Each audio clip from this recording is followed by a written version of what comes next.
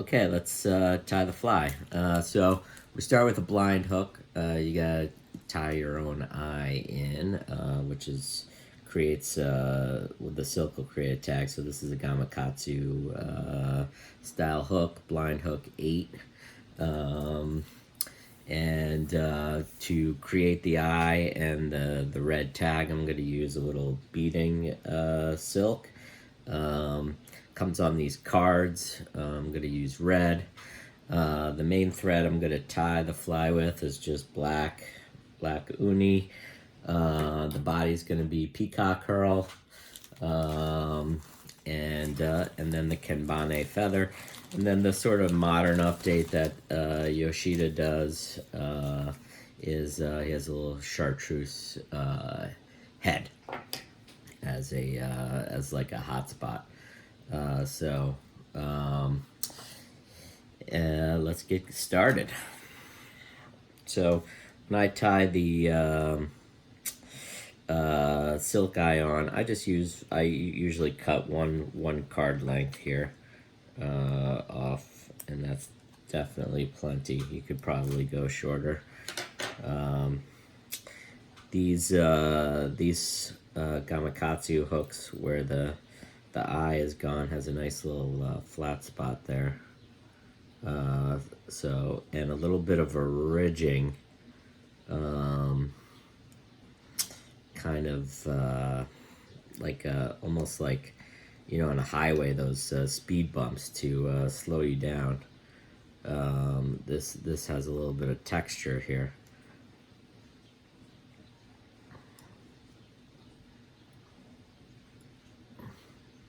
So I'm just going to get the thread started on here. Cut off. I have one of these right bobbins.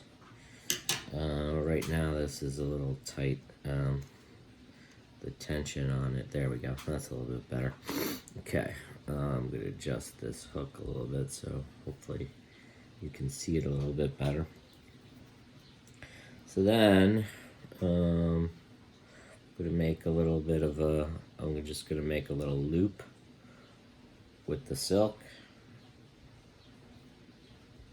Right? And then I'm going to approximately where I want that on the eye, sit it, and then a pinch wrap, and then up, and then when you do the up, that's when you apply the tension, and that'll hold that on top. And then I'm going to just come forward just to see that the eye is a good amount of length.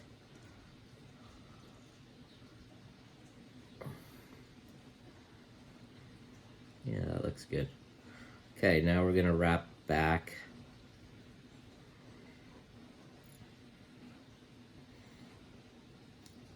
And you don't have to worry about touching turns and blah, blah, blah, blah, blah, because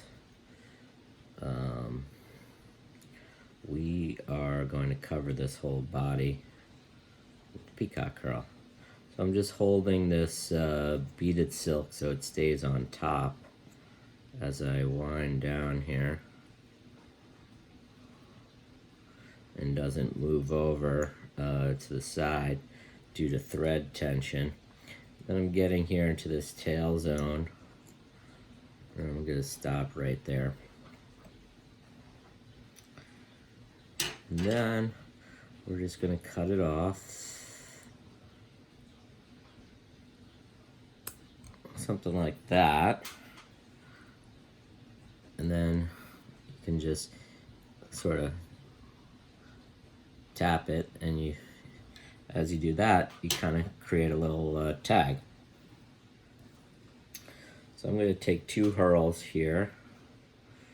I'm just going to break off the tips of them, and I'm going to catch them in and tie them down kind of quick, a little rough. and then come back to this spot here. Yoshida and a lot of the Japanese guys like to wrap the herl around the thread and create almost like it's a dubbing loop, and then wrap that up, and then they wrap through it to reinforce it. I'm just gonna wrap the herl up the hook, and then I'm gonna come back to the thread, catch it, and then wind my thread through to reinforce it. It might not be as strong a method as what those guys do, but I find that it lasts for me enough until I lose the fly. That's just being honest. So I made a nice little fuzzy body, caught that in. This is not even like thin thread either. I think this is like 6/0. So you see, you just making like a nice fat body, and then I'm gonna take the thread and go through, and that kind of reinforces it. Now we get to the Kenbane, the feather that we split part. The quail feather is kind of easy to see the difference between the two sides, but obviously you want to get the nice side facing forward. I'm going to tie in this one because it's a good example to show you that depending on which side you start with will determine which way you wrap the feather. So this one is kind of counter. I have to wrap it this way, which is like counter the way you would normally think of it. So I'm just gonna tie it in by the tip here. A couple wraps forward to trap it in, and I'm gonna cut off this tip. Sorry for the fingers in the way. Right. I'm gonna use you don't really need to use hackle pliers with one this long, but I'm going to, just because I'm hoping you can see a little bit better the feather as it wraps.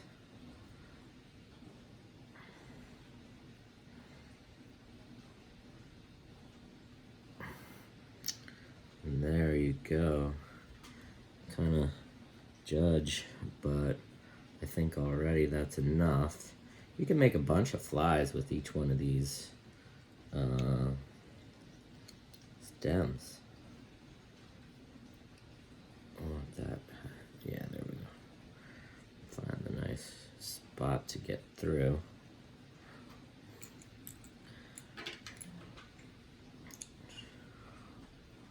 And then reach in, cut it off, and obviously save it because you did a lot of work there. Okay, then we're going to just make a little bit of a head here.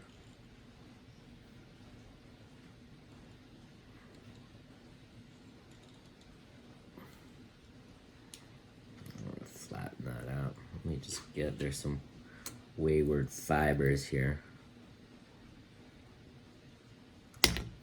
Whoop.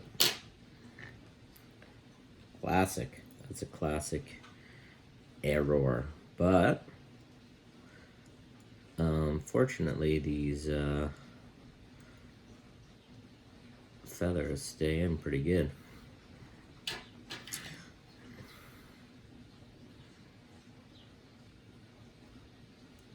Snip my thread.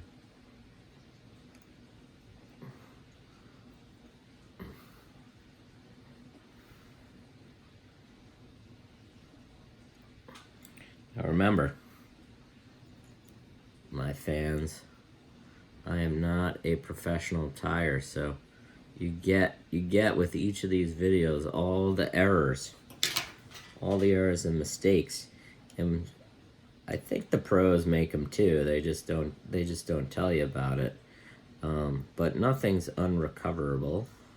Well, I don't know about nothing, but most things are something you can do a correction about. I'm just going to do a quick little whip finish to make sure everything's tied in there.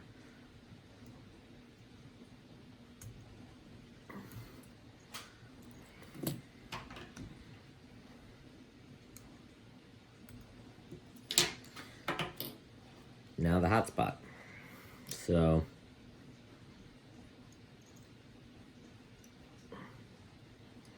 just a little chartreuse thread. Gonna get started here.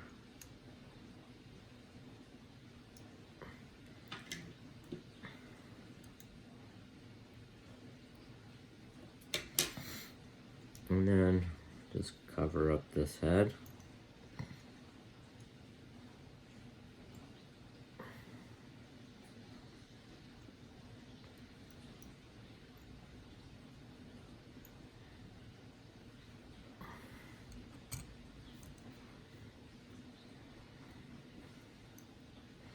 You can be meticulous about it, of course, and make sure you got all the spots, but that's basically the idea.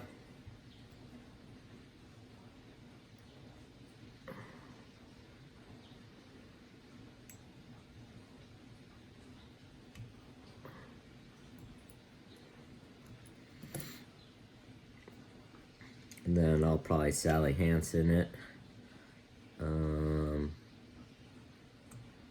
Glue everything down. Also, since I cut the thread, there could be a tendency for this thing to want to unwind. Hopefully I locked it all back in, but definitely give it a little head cement, and that is the fly. I'll take a close-up picture and throw it in there. And that's the Yoshida Kebari. That's the use of Kenbane. As you can see, these feathers are soft, but a little bit stiffer than your traditional soft hackle.